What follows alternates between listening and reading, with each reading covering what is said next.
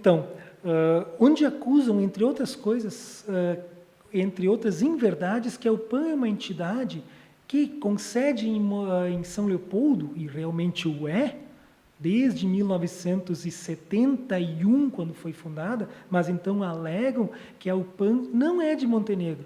Onde está, desafio mais uma vez, qualquer disposto legal que diz algo que não pode participar. Só que esquecem-se, ou mal assessorado estão, de que a UPAM tem sim atuação. Nós não temos uma sala com computador, com registro no cartório, aqui no município.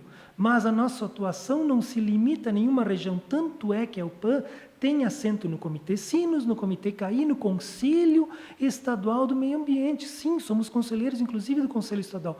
E aqui no município somos reconhecidos para representar junto ao Ministério Público ou mesmo diretamente uma ação civil junto ao Judiciário, porque isso é facultado a nós sim, por exemplo, com ações como aquela que iniciou-se um aterro do Lago Superior do Parque Centenário, onde, enquanto umas pessoas da população já estavam se conformando, marcando abraços de despedida, nós, pela UPAM, estávamos representando e conseguimos a paralisação da obra. Então, eu desafio mais uma vez alguém dizer que a UPAM não atua aqui. Atuamos desde a época do Ideia Verde. E quem lembra de questões ambientais no município sabe o que é Ideia Verde. Voltando, uma outra questão que eu esqueci importantíssimo de falar, quando alegavam que havia expirado o prazo, pergunto, quantos conselhos do município não estão com os prazos expirados? Já ouvi dizer que muitos deles, e talvez o que não interessava a este cidadão que capitaneou e fez as afirmações, as falácias, não interessava a ele, era que existisse realmente um conselho funcionando. Porque esse conselho, quem trabalha é tratado como bandido. E quem não trabalha está muito bem, obrigado. Qual foi o grande crime que nós cometamos nos últimos anos? Foi justamente reativar o conselho e cooperar para construir um processo de participação democrático, técnico, construir políticas públicas. Nunca antes o CONDEMA havia construído políticas públicas, que é definir os futuros de Montenegro e não só ficar analisando processos. Nós elaboramos resoluções da APA, que é importantíssimo colocar por recomendação do Ministério Público e aprovadas em audiências públicas, uma delas inclusive na Câmara de Vereadores. E mais, recomendações visando que prevenir primeiro riscos a vidas humanas.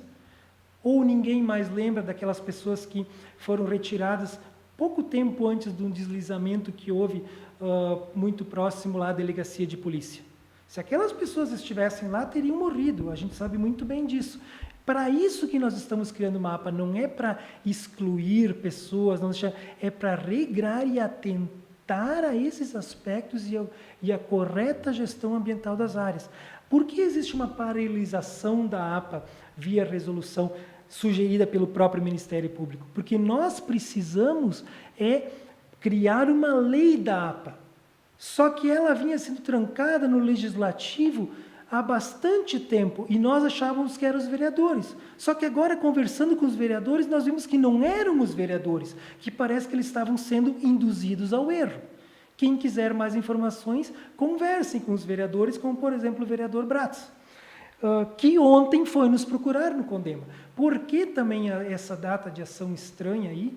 Foi porque essa semana, melhor dizendo, nós teríamos uma audiência lá dos membros do CONDEMA, e eu me incluo como participante, então, para discutir e lá, é óbvio, os vereadores e os conselheiros chegariam à conclusão que todos querem a mesma coisa. Mas então, o que estava trancando isso? Não eram os vereadores, eles estavam sendo assessorados, eu digo, talvez, não bem assessorados ou com interesses que não eram principalmente o da APA. Se eu quero construir uma coisa e tem alguém paralisando uma poligonal da APA numa área que é minha, de direito, e a APA nunca vai tirar isso é importante colocar, foi deixado claro nas audiências públicas. A APA, ela não vai excluir as pessoas, vai continuar sendo proprietário e podendo morar lá em cima. O que vai haver é regramento.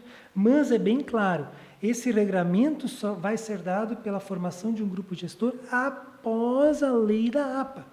Então, por sugestão do próprio promotor, do Ministério Público à época, ainda do promotor Tomás, mas seguida também, que é o mesmo entendimento da promotora Carmen Lúcia, o que, enquanto não existe a APA, dados os riscos de vidas humanas, principalmente, também ambientais, claro, se congela qualquer licenciamento na poligonal. Então, só que aí o que ocorria?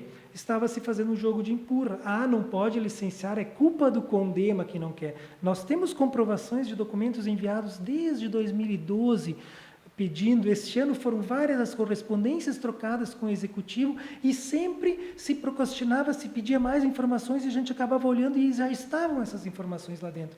E ia e voltava e com isso foi se ganhando tempo. Quem eram os únicos prejudicados? Aquelas pessoas que queriam exercer seu direito de usar a área.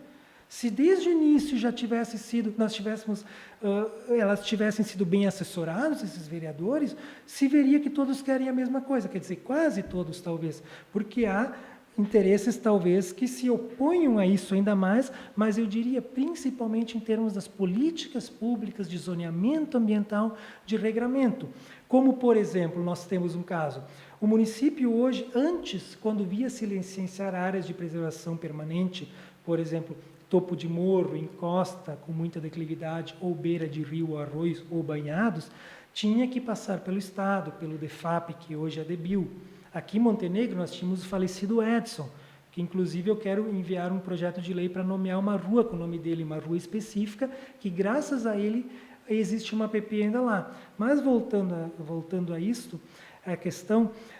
Agora, por uma mobilização da FAMURS, da Federação das Associações do Município, lá no Conselho Estadual do Meio Ambiente, caiu essa necessidade de anuência, mas existem entendimentos do próprio Ministério Público Federal, isso ainda está em discussão, vai dar muito pano para a manga, de que sim, continua sendo obrigatório essa anuência. Mas, enfim, o município diz que ele é autônomo e ninguém pode interferir no licenciamento, só os conselhos municipais. Então, tá, com base nisto, nós fizemos o quê? Nós pegamos e criamos uma resolução que diz que quer licenciar a PP no município, passa pelo conselho, para não acontecerem alguns entendimentos diferentes da legislação, como, por exemplo, aquele que permitiu se retirar toda aquela vegetação na beira do rio, da frente do antigo frigorífico Renner até na desembocadura do Arroio Montenegro, simplesmente porque se alegou que as pessoas queriam ver a beira do rio. Interesse social, quando isso não é jamais interesse social.